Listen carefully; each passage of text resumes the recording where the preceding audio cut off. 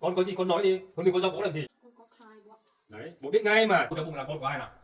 Con của anh Bảo đấy bố ạ. Chính xác như thế, con gái cũng hỏi rồi, bây giờ chính xác là cháu đi con nói, chú cũng chả đi với ai rồi. Cháu đi con gái của chú nó có thai rồi có con rồi, cháu phải nhận chứ.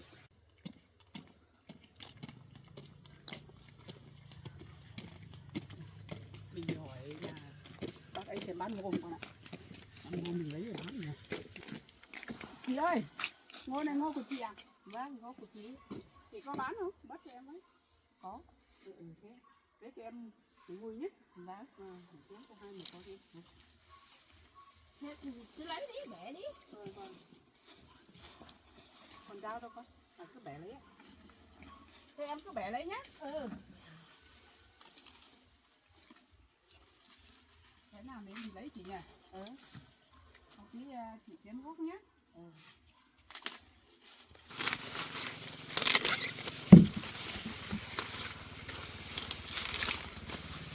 Một mình chị dùng được nhiều đấy chị. Vâng, chị ở nhà phi lông mà.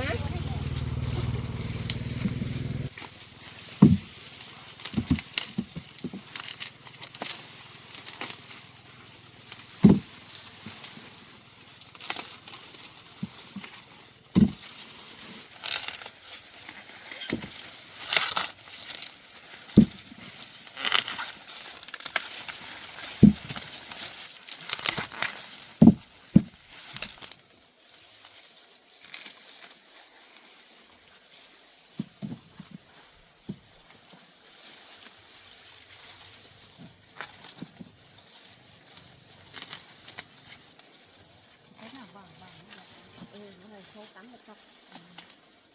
Cần vào đấy nó có. con đi đổ đi con. Ra xong lại về lấy mấy cả một tí mới đủ. Để nó mốt chị nha. Đấy, to thật, bớt to thật đấy.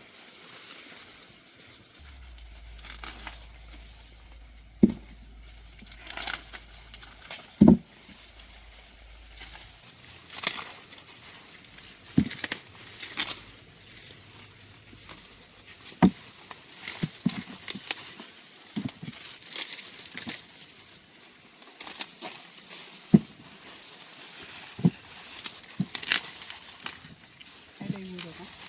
Đấy xem mất nhỉ. Đó.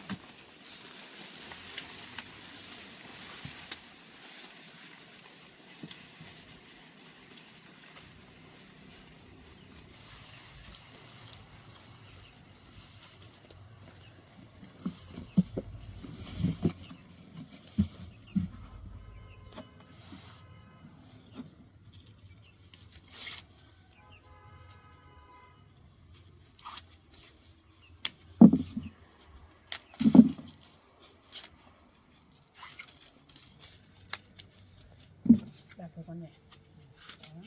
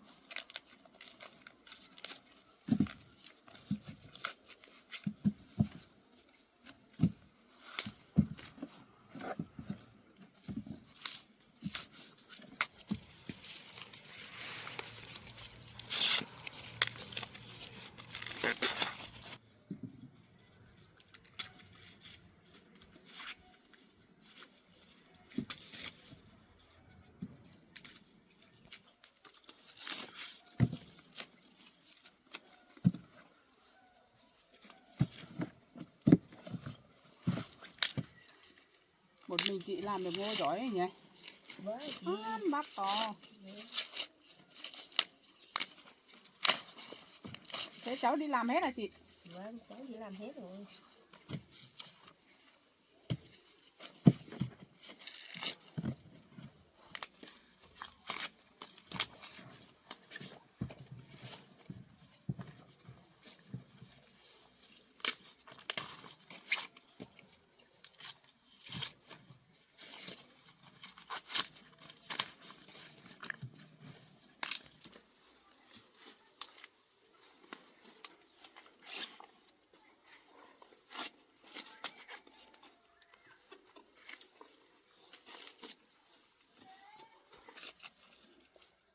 nhà chị có cân không chị? có cái cỡ to Không có cái cân được dạng lắm.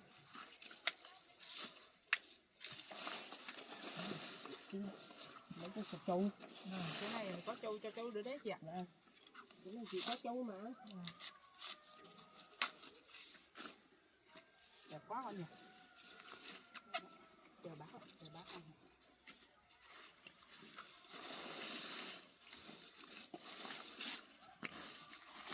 Bây giờ đến nhà chị có nơi nhỉ? Vâng, lên đấy chị lên lấy cân đó.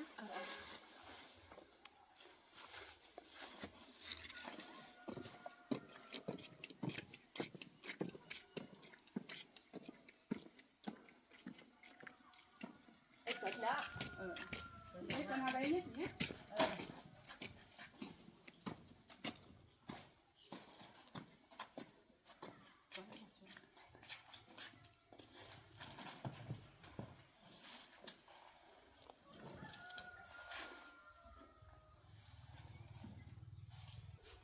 Chị ơi cái cân này á. Vâng, cân to này thôi. Lấy Có cái cân gì? bàn đâu, không có cân bàn. Lấy cái gì về buộc đừng nhỉ? Phải có dây buộc mới được chị. Thế cầm để bàn đi lấy. Lấy cái chạc này. Đây chặt đi. Cái cân này hứa. Con phải chắc còn không biết nhìn nhỉ? Đọc Cân 10 này. ăn nữa. Muốn sao cái này phải ăn không? Em buộc cái chị ạ.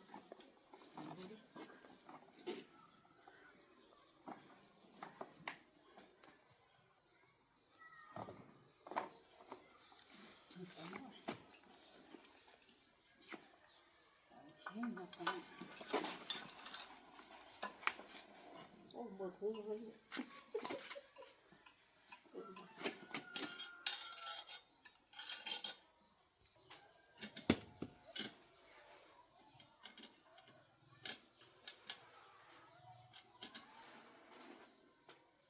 Đấy.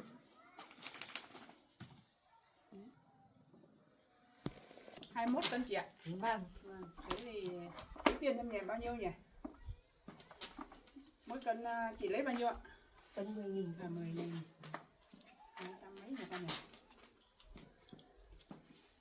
220, 201 thôi. 201.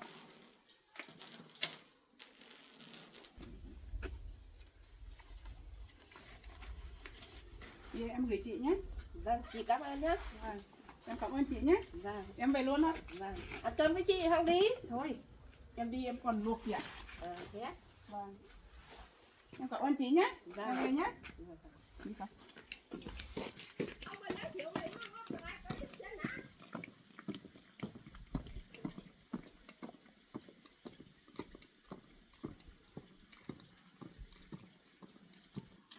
Nặng lắm con ạ. Còn có cái túi mèo hộp sách con này.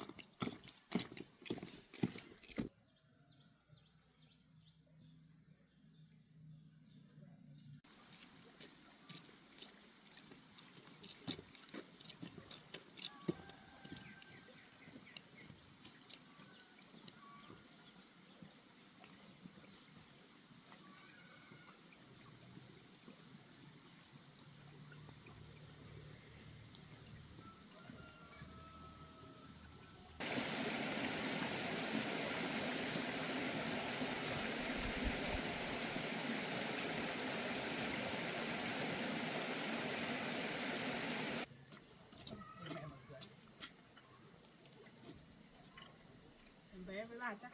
Ngủ rồi con ạ.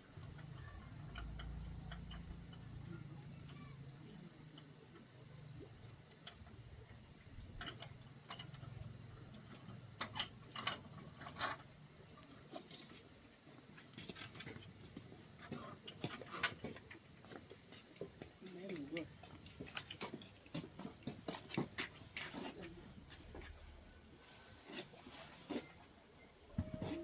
Con ạ. Nấu hết ngoài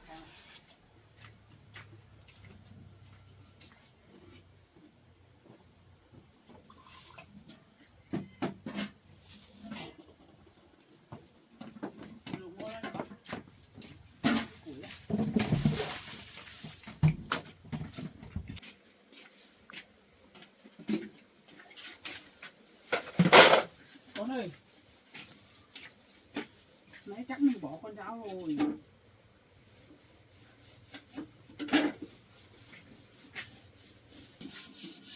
À, mẹ quên con ạ, mẹ đặt lên cái tủ này.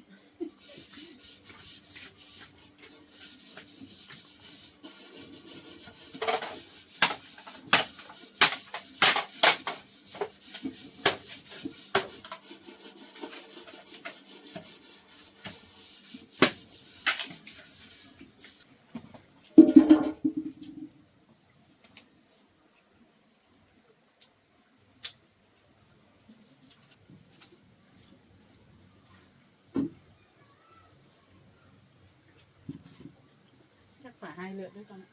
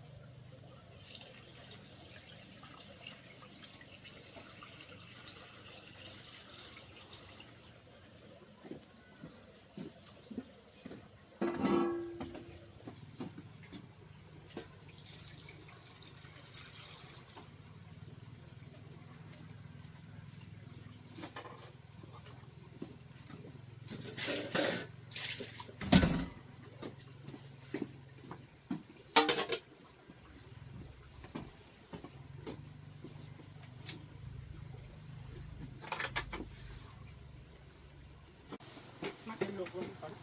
Tí mới kịp.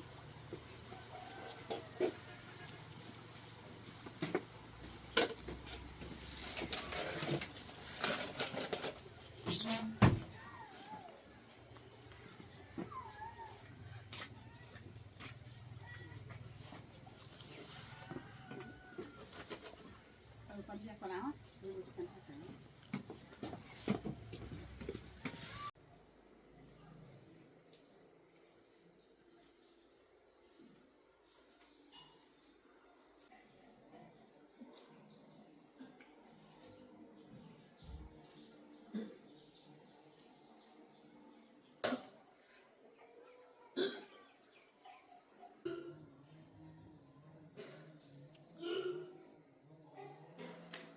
Con làm sao đấy?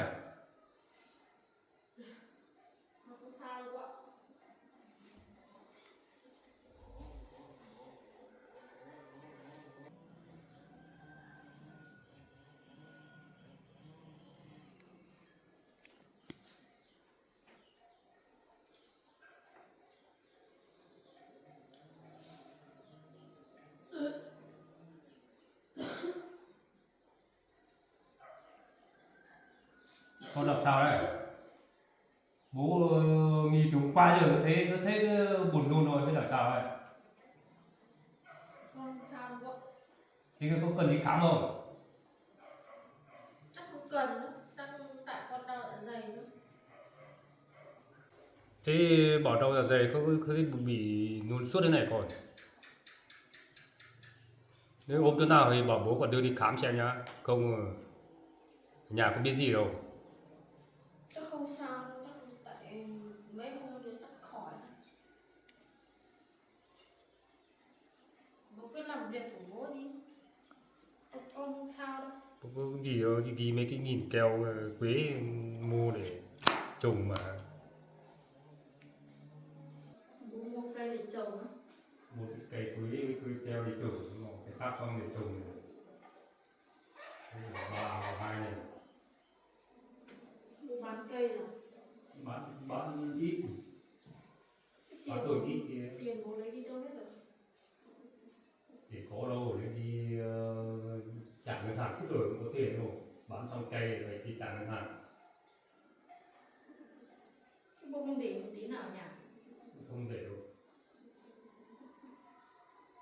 bán được có 20 triệu gì mà nợ ngân hàng 50 triệu. Sao nợ nhiều ấy? Vậy về làm này kia thì làm nhà này. Có nhiều tiền.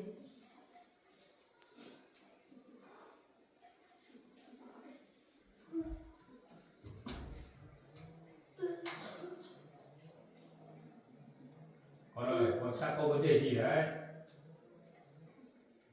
Cái kiểu thì đồn này có cần bố là tí nữa đưa đi khám không? Chứ không là đi khám xem nó làm sao này.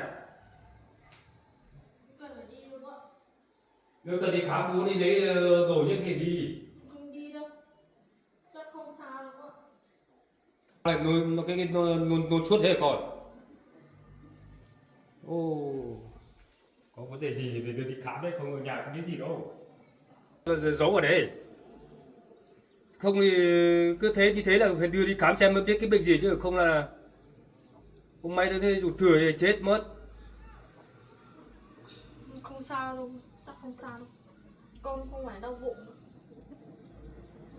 Nó cứ cồn cào bụng một tí thôi mà. Thế thì hôm qua giờ thì bố phát hiện ra hôm qua giờ cứ thế quạc cái nôn này có mà sống nào được. Không sao đâu. Chắc không sao đâu. Bố cứ đi làm việc của bố ấy. Bố thấy con thèm đồ chua này là chắc là nghẹn thai đấy. Con có chồng đâu mà nghĩ thai. Thế con có đi ngủ với ai không? Để tôi biết. Con có ngủ với ai đâu. Thế sao phải nghẹn thai thế? Như kiểu nghẹn thai cứ thèm chua. Từ hôm qua đến giờ 2 hôm nay rồi.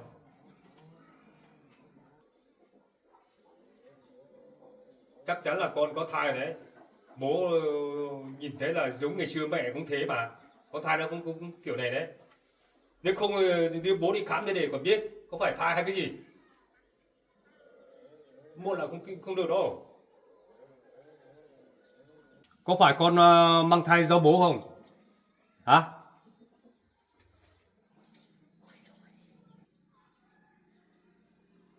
Con có gì con nói đi, con đừng có do bố làm gì. Nói bố do bố thì không được. Bố chắc chắn là nhìn cái kiểu như thế là chắc chắn là phải có thai rồi. Không phải đơn giản thế nào. Con có đâu. Không có sao lại như thế. Sao cứ quặc nôn suốt này.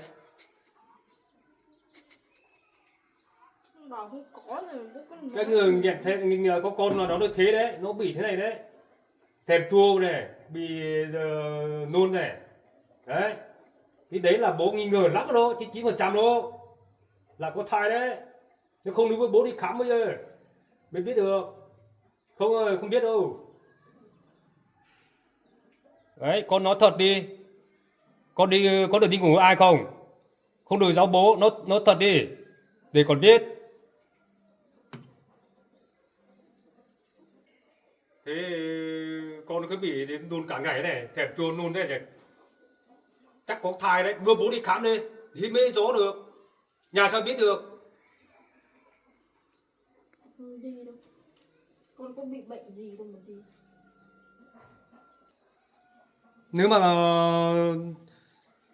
Nếu có thai thì làm nào? Siêu trùng không có mà có thai cơ mà. Xấu cả bố. Thế con đi dọn đồ vào đấy đi khám, theo bố đi khám đi. Không chần chừ cái gì nữa. Đi vào trong nhà lấy đồ thôi. Mặc áo dép đi theo bố đi. Không đi đâu. Thôi. Bây giờ con nói cái này ra bố đừng có trách con. Có gì cứ nói hết cho bố đi, bố cũng mới biết.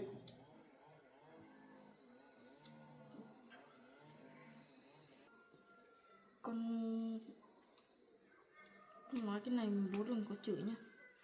Có gì cứ nói cho bố không chửi đâu. Để bố còn biết. Con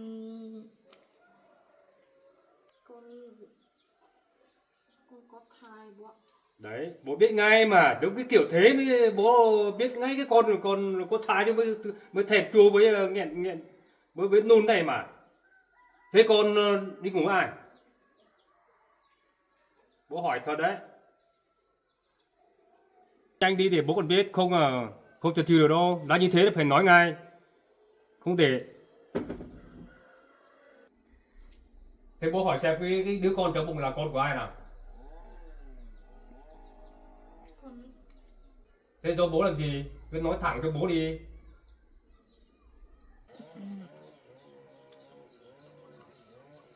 cái đứa con này là con của anh Bảo đấy bố ạ. Thế à? Thế bố con biết gì đâu. Thế đứa con của cháu Bảo kia à? Vâng. Ồ thế được.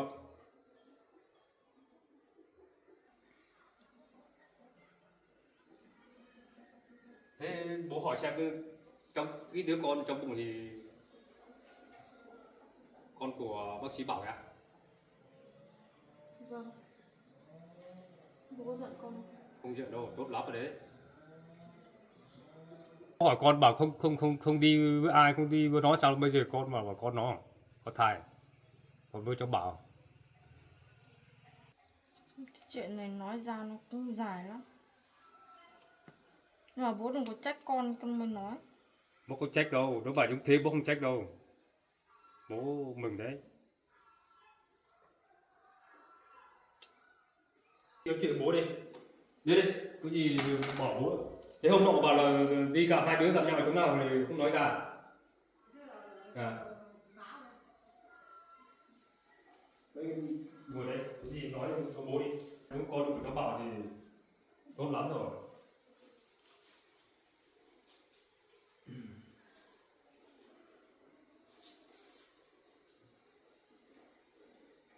Thế hôm nọ em bảo là hai đứa không đi với nhau mà. Cái này lâu rồi bố ạ. Cái chuyện ngày trước con cứu anh Bảo về xong rồi con đưa anh đi lên lề. Ừ. Cái đợt con đưa Bảo cháu Bảo đi cái lán mình ngủ đấy á. Vâng. Thế có cái chuyện thế sao không nói cho bố? Đấy con có biết đâu. Bây giờ con mới biết là con có bầu.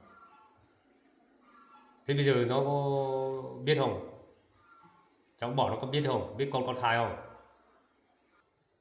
Anh Bảo biết bố ạ.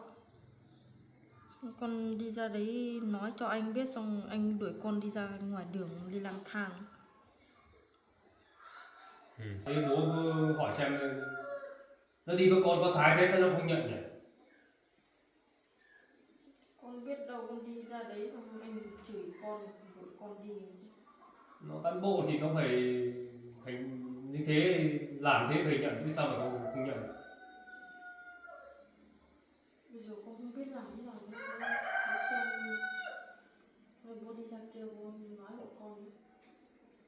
Giờ con nói thế nào anh cũng không nhận là con của anh đâu. Rồi bố đi giúp con đi nói hộ con với. Có cán bộ thế mà làm đi với con thì có thai thế mà nó không nhận à? Con đi nói rồi anh không nhận đâu. Nếu không thì bố kiện cho đấy, đơn giản đâu. Bố đi nói hộ con. Được, thì bố đi sang nhà Bảo ấy. Bố đi theo con đi nói Đi luôn mà. mà sợ anh mới chửi lắm bố ạ. Chứ gì, bởi vì nó đi với con như thế thì mình phải nhận chứ. Vừa bị anh Bảo đuổi đi, bây giờ con đi ra kia thì họ lại chửi con tiếp. Thì bây giờ nó làm con cái của bố như thế rồi mà nó không nhận thì ai chửi con. Thì cơ bố đi. Làm gì khác được. Mà nó cán bộ mà nó cái gì đâu, nó giấy rồi mà. Đi với bố đi.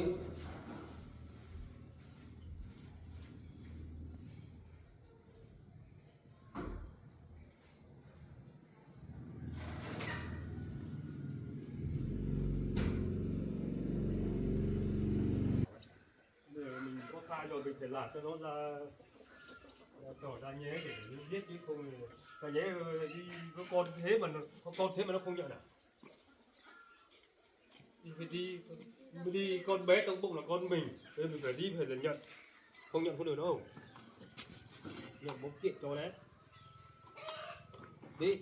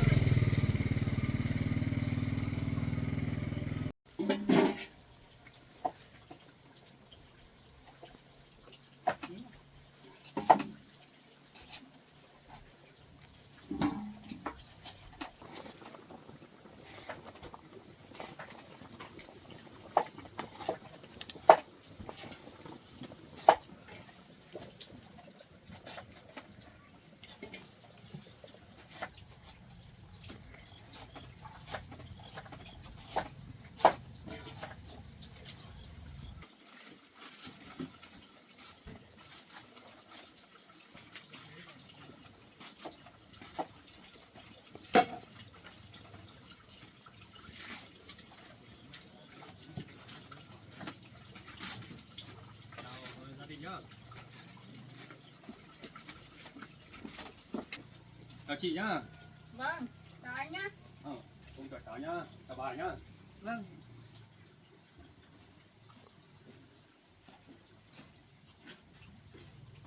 Hôm nay đến trao đổi với chị một ít điểm. Vâng ạ. Đi ngồi xuống để trao đổi với chị. Vâng. Ngồi đi. Ngồi đi con. Thế hai bố con đến nhà con trai của em có chuyện gì không ạ? Hôm nay về xuống để trao đổi với chị tí điểm. Bởi vì là cái hôm nọ thì hai đứa nó cũng đi với nhau. Bây giờ là nó cũng mang thai rồi chị ơi. Trao đổi với chị xem, thế cháu bỏ đi đâu? Vâng, con trai của em đi làm rồi. À, Chắc nó về anh ạ. dạ. Vâng. Thế cháu đi khám chưa? Đi xét nghiệm chưa? Chỉ có 1 tháng thôi làm sao mà đi xét nghiệm được. Thì bây giờ Bác cứ cháu nói với cháu đi xét nghiệm là cái gì? cháu về nhà cháu bảo bố là con của Bảo thật. Con như thế thì cháu nói như thế thôi chứ nói con của ai. Đi làm này, xong là thấy nó nằm ở dưới đường kia, xong là tôi cũng không đi nữa, tôi quay về. Đấy, nó cứ buồn nôn, xong là nó thèm chua. Thế là tôi rất nghi ngờ là con này chắc chắn là bị có thai đấy. Đấy, nói với chị thế.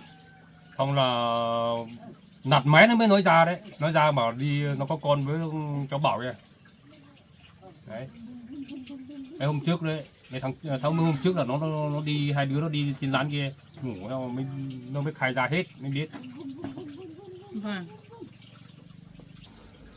Anh ạ, chắc là không phải đâu anh ạ. Con trai của em không làm thế này đâu. Lúc ấy là con trai của em cũng bị tai nạn này, thì cũng cảm ơn cháu Sinh đưa về chỗ lán ấy mà ngủ.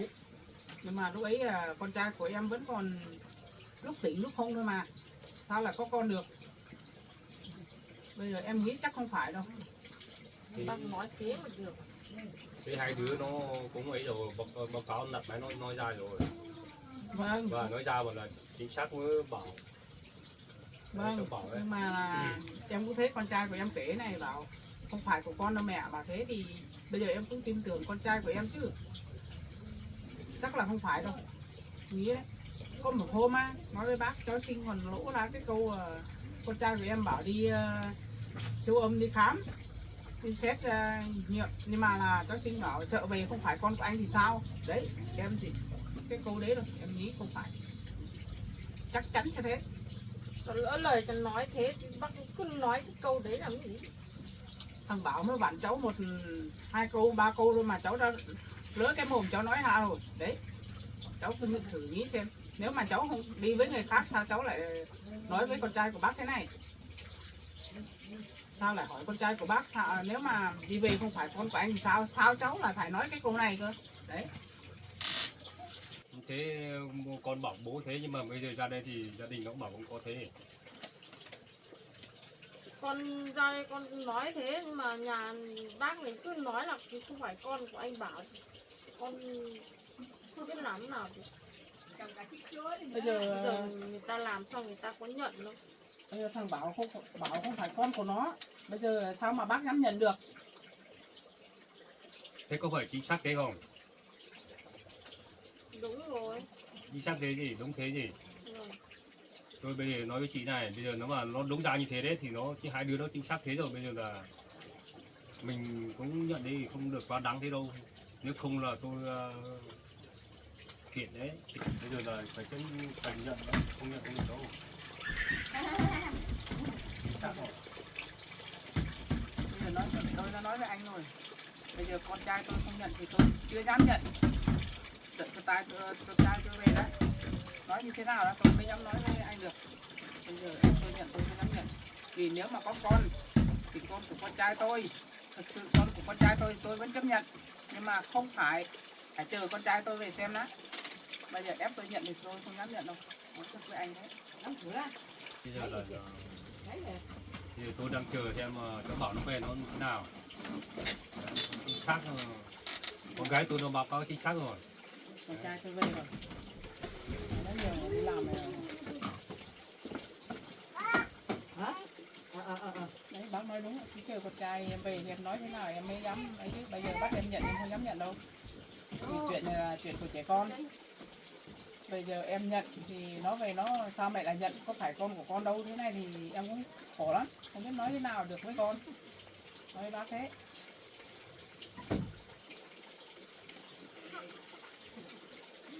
Con đi làm về rồi con? Đấy, đó. Đi làm về. Con ngồi xuống đây đi. Chú đến nhà cháu có việc gì không? Chú có việc đấy, ra đấy đang kỳ hôm nọ cháu cũng đi với con gái của chú nó cũng có con đấy, bây giờ là chú ra xem là chỉ con nó nào, cháu nào. Rồi anh có nhận không? Bây giờ là em bảo bố em ra đây để bắt anh nhận cái thai này á. Bây giờ em có như thế rồi, bây giờ nhà anh không nhận thì em nói với bố thì bố bảo ra đây nói chuyện với nhà anh thôi. Mọi chuyện không phải đâu chú ơi. Nhưng chú nghĩ đâu. Con gái của nhà chú nói dối đấy. Anh lúc nào cũng đổ tội cho em. Làm xong mà còn không nhận, không đối xử với em như thế. Cháu không được ngủ với con gái của chú đâu. Làm gì có chuyện mà là con gái chú mang thai là con của cháu được. Hôm nọ đấy hai đứa đi lán đấy, cái thằng trước đây thì bây giờ nó Không. như thế, Không phải đâu. nó nói với bố thế, chính xác là con của cháu ấy. Thì cháu cứ nghiên cứu để trình đi, vì mình cũng đúng ra cháu bây giờ cũng là thành người cán bộ đấy, bác sĩ. Bây giờ là cháu không nên chống cái này làm gì, còn đúng ra của mình là mình nhận, không có gì khó khăn đâu. Cháu khẳng định với chú là cháu không ngủ với cái con gái của chú. Thế bây giờ Với lại cái sinh mang thai là chuyện này không liên quan đến cháu đâu. Sao lại không liên quan? Chú cứ hỏi lại con gái của chú đi. thế bố hỏi này, chính xác là hôm nọ hai đứa đi trên đấy đi với nhau với tối ở trên đấy. 2-3 tối ở trên đấy. 2-3 tối mà cháu có được làm gì con gái của chú đâu. Vậy anh làm gì anh biết à? Anh nhớ à? Thế có từ đấy xong có đi với ai không? Có đi với ai đâu. Thế bây giờ là nó đấy chính xác thế đó ạ. Bây giờ là chương trình cháu cũng đi với nó cũng chả đi với ai, nhưng mà bây giờ nó có con như thế, bây giờ cháu cứ nhận đi. Bây giờ Có lỗi lắm. cháu nói với chú này, chú cứ nghe từ một phía từ con gái của chú ấy không chuẩn đâu. Chú biết thừa là con gái của chú hay lêu lỏng ăn chơi mà. Bây giờ mà có thai lại bảo là cháu làm ra, không phải thế đâu. Chú không tin là chú cứ để ý cái sinh xem, mấy đứa xem thế nào. cháu dám khẳng định là không phải con của cháu rồi, nên cháu mới bảo sinh đi về. Thế từ đêm anh làm gì anh biết à? Bây Thôi. giờ anh lại không nhận. Mấy cái chuyện đấy từ đầu anh đã bảo là không, anh không biết đâu, anh không liên quan đâu. Anh chỉ mất trí chứ anh làm gì sao anh không biết. Vô bây giờ họ cứ có nhận đâu. Bây giờ nếu mà nó đấy bố nói rồi đấy cháu đấy bây giờ chị nghe nhá. Bây giờ là nếu mà nó bảo đấy bởi chắc là như thế, bây giờ con gái của tôi cũng chả đi với ai đâu, chỉ đi với Bảo thôi. Bây giờ nó chỉ nó thế có con rồi, bây giờ đấy xem gia đình như thế nào, có nhận không. Nếu không nhận thì tôi đơn kiện cho đấy, đơn kiện là mất chức ngay. Cháu này cũng không phải đơn giản đâu, không được làm việc nữa. Chú không phải nói thế đâu. Cái này nếu mà cháu làm thì cháu chịu đấy, không phải của cháu, không phải cháu làm để khiến cho con gái chú cũng có bầu đâu, không phải đâu. Bây giờ nó chính xác thế còn gì nữa. Đấy bây giờ nói cả mẹ đấy, cả chị cũng nghe rồi. Từ hôm đi nó bảo xong bây giờ nó có đi với ai đâu mà. Đấy bây giờ nó rõ ràng bây giờ nó có con này. Làm nào? Bây giờ mình phải nhận chứ. Phải nhớ tôi không nhận thì tôi thương con lắm chứ, con mình không phải của ai đâu. Như thế anh ấy con mình là mình thương thật, nhưng mà bây giờ thì nó là con của em mà cứ bảo là không phải của nó, thì bây giờ bắt em nhận em không biết làm thế nào được. Bây giờ con không nhận đấy nhé, mẹ lại nhận à?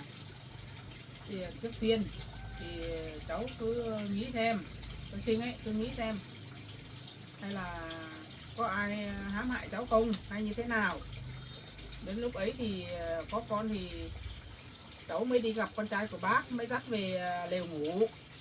Xong rồi bây giờ là mới bảo con trai của bác năm mấy sáu mới có con. Cháu thử nghĩ xem, nghĩ kỹ xem.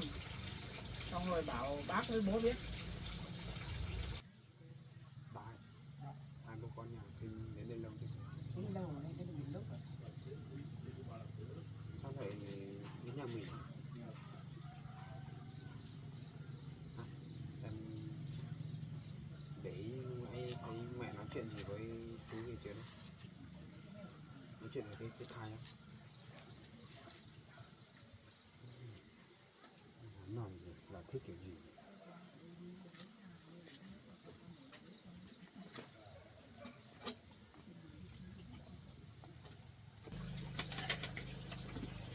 Thế bây giờ chú hỏi xem bây giờ cháu tính thế nào? Bây giờ nó đúng ra bây giờ cháu đi với con gái của chú nó có thai rồi, có con rồi, bây giờ cháu phải nhận chứ. Để cho chú vất vả đấy. Thế bây giờ thì cháu biết nói thế nào được? Làm thì Cháu đã nhận. bảo là không phải con của cháu rồi. Thì bây giờ chú cứ nghe lời của con gái của mình, cứ nói thế thì cháu biết nói nào được. Cháu đã bảo không phải rồi. Bây giờ chú cứ về đi, xong là đưa con gái của chú đi khám đi. Đi khám xem là thai được bao nhiêu tuần xem thế nào. Bây giờ cháu biết lắm nào được. Nói thế nào thì chú cũng bảo là không phải. Cứ bảo là cháu làm như thế. Bây giờ đúng ra như thế là cháu phải nhận, không có gì khó khăn đâu, mình là mình được thực tế như thế rồi. Đấy, bây giờ nếu không thì mai chú sẽ đưa nó đi xét nghiệm xem nó được bao nhiêu tháng tuổi, đi bệnh viện mới biết được. Con đưa cháu Bảo lên trên kia đi với nhau là bao nhiêu lâu rồi? Cũng được hơn tháng rồi. Đấy, hơn tháng đúng thế mới nghẹn thế này. Là chính xác đấy, cái này là chính xác đấy. Từ lúc đấy thì đến bây giờ thì con nói thật với bố là con cũng không có kinh, nhưng mà con mới nghĩ ra chắc là con đi với anh Bảo ngủ thế là con có.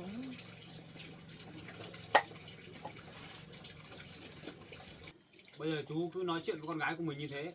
Thằng chú cứ bảo thế là thành ra là cháu làm như thế à? Chú sao không hỏi con gái của mình xem cái thời gian đấy xem có đi với ai không, hay là có bị ai làm hại không? Chú là chú hỏi rồi, nó về được 3-4 hôm nay là coi như chú hỏi hết rồi. Thế bây giờ không có đi với ai, còn đi với cháu thôi. cứ ra đây xong là nghe lời con gái cứ nói bảo cháu như thế. Cháu đã bảo là cháu không được làm thế rồi. Đấy, hai đứa nó đi với nhau thế mà thế. thì bây giờ nó mới thế này, bây giờ nghiên cứu cái chỗ thế là cháu phải nghiên cứu phải nhận đi, không vất vả lắm đấy, không Cháu chẳng biết phải nhận thế nào đâu. Cháu không được làm cháu không chịu. Còn em nhá, em đi về nhà em lại nói lung tung cho bố phải không? Xong bố mới ra đây phải không? Em nói cái gì em nói như thế thôi.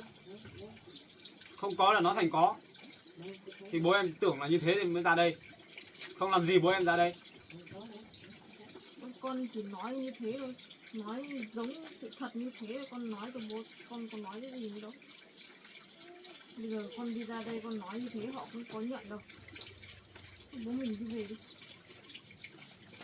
Bây giờ nhá, bây giờ ấy, chờ khi nào mà cái thai của em đủ cái tuần thai để xét nghiệm ấy, anh mà đi làm lấy mẫu đi xét nghiệm mà không phải nhá, em cẩn thận đấy, không phải là thấy như thế là cứ nói thế đâu.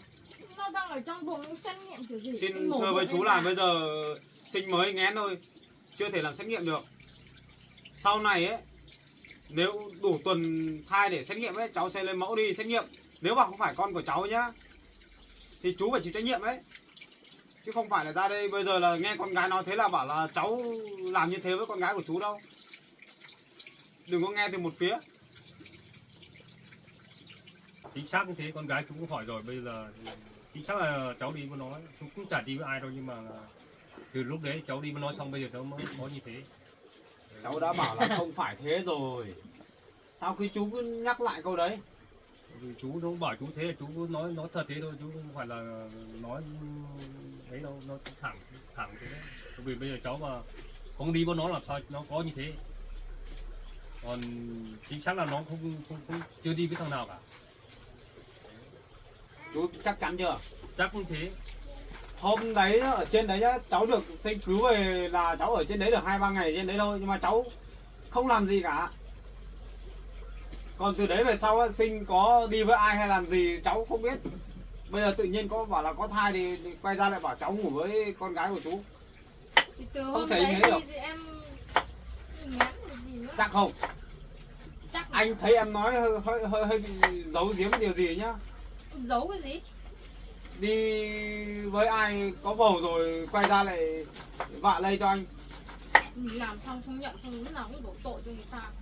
Anh không phải nhận, khẳng định luôn. Giờ chú cứ về nhà xong chú thử thăm dò lại xem, hỏi han con gái xem. Đấy, bây giờ cháu cũng không phải Chứ đi nhiều không nữa. có chuyện đấy đâu. Cháu chính xác cháu đã đi thế rồi. Đấy. Cháu nhận đi, không nhận không xong với chú đâu. Riêng chú báo cáo với cháu trước. Cháu không nhận, không làm không nhận, thế thôi. Còn chú làm sao thì làm gì thì làm cháu cũng biết. Thôi anh ạ, không nói nhiều nữa. Bây giờ con trai của em đã nói thế này rồi. Mình là người già, cứ về nhà cứ hỏi thăm cháu tiếp đi, cho nó kỹ càng đi. Bây giờ ép hai đứa chúng nó, bây giờ thằng con của em cũng không bảo là không phải con của nó. Bây giờ cứ ép thế này thì không được anh ạ. Bây giờ nhá, nếu sau này chú ạ, nếu sau này làm được xét nghiệm nhá, mà kiểm tra nếu mà đúng là con của cháu thật, lúc đấy cháu sẽ nhận. Đấy, đúng rồi. Và cháu sẽ sang nói chuyện với chú. Chứ bây giờ còn chưa rõ ràng đầu đuôi thế nào còn chưa biết. Chẳng biết là con của ai nữa. Bây giờ bên gia đình chú cứ khẳng định là con của cháu. Không là ngày mai giờ bố con thôi để đi xét nghiệm. Chú cứ đưa con gái đi khám đi. xét nghiệm. Đi khám xong rồi đi siêu âm xem. Chắc luôn. Đấy, cứ đưa cháu sinh đi khám xét nghiệm. Không ấy đâu, bởi vì là nó báo cáo với tôi thế. Thì Bây giờ mình cứ đưa nó ngồi- sang luôn để sang nhà bảo luôn. Đấy. Bây giờ mình cứ ngồi cãi nhau thế này cũng chẳng giải quyết được cái gì đâu anh ạ. Tôi có cái đâu, tôi ra tôi nói với chị thế đấy, Vâng, để cho chị biết đấy. vâng, tôi biết mà, nhưng mà bây giờ thì tốt nhất thì anh cứ đưa cháu đi khám đi, xét nghiệm hết đi. Và mai tôi đi đấy, mai tôi đưa cháu đi xét nghiệm này.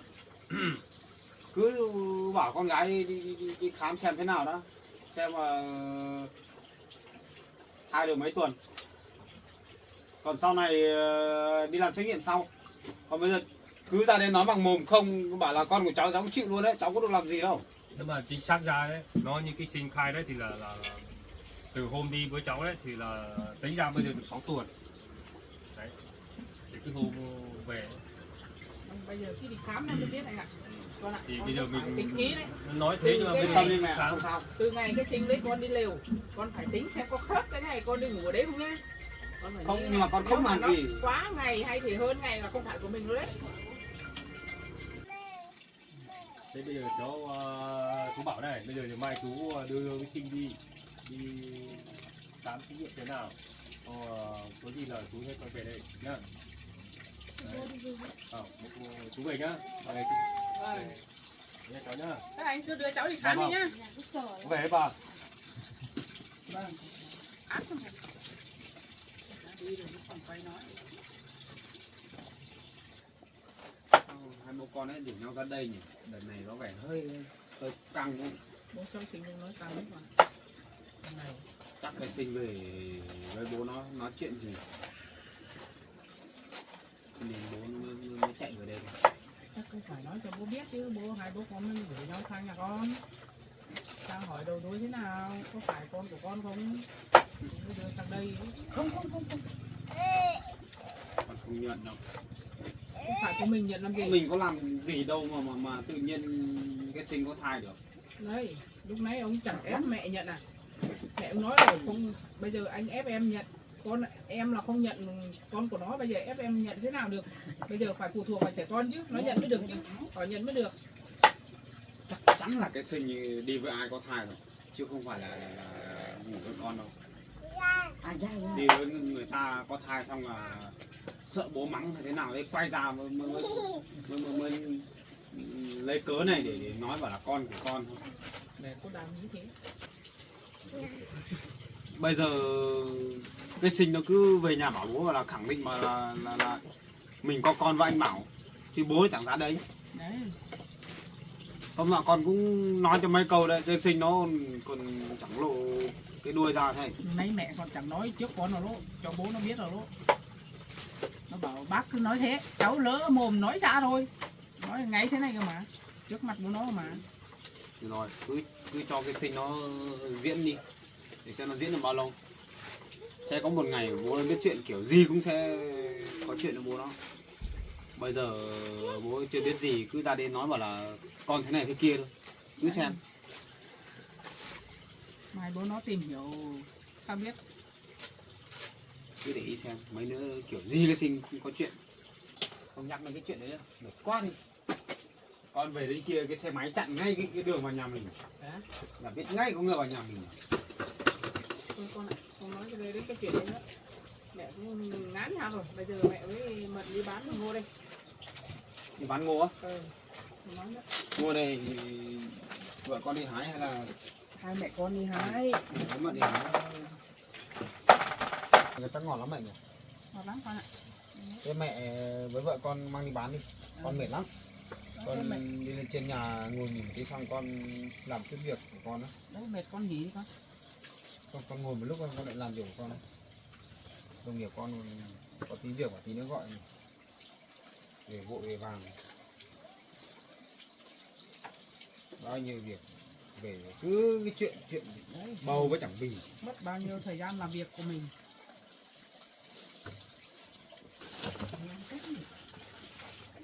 Để ăn được con ạ, không đưa không làm, không đúng ạ.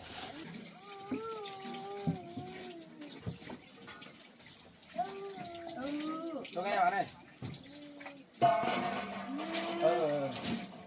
Tôi vừa về đến nhà. Rồi, tí nữa tôi gửi cho nhé. Rồi, tôi biết rồi.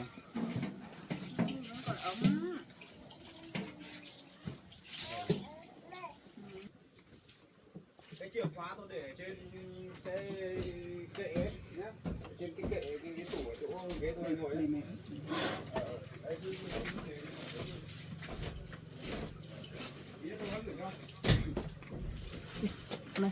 Đây ạ, ngô bẩn này không có ăn được. Để xem bán không? Để con ở nhà với anh đi. Rồi bố đi, không đi với mẹ đâu. Này, bố bế nhá. Ốm nhá, ở với bố nhá. Bố bế nhá, ở nhà với bố thôi. Ở nhà với bố thôi. Ở nhà với bố cũng vui mà nhỉ. Bye bye mẹ đi. Bye bye. Ngoan quá. Rồi bố với bà ở nhà thôi. Nhá. nhá. Hoa đẹp. Bé nhá. Lớn rồi à, để bộ cho bố xem nào. Chạy bộ thế nào? Chạy bộ cho em có giỏi không? Thái Hoa.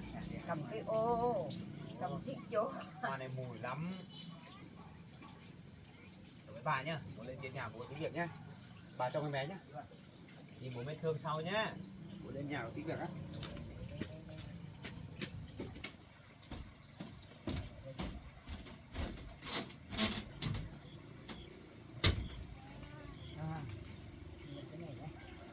Này này, biết rồi này, hoa này, hoa rung rinh này, biết rồi, hoa đẹp quá.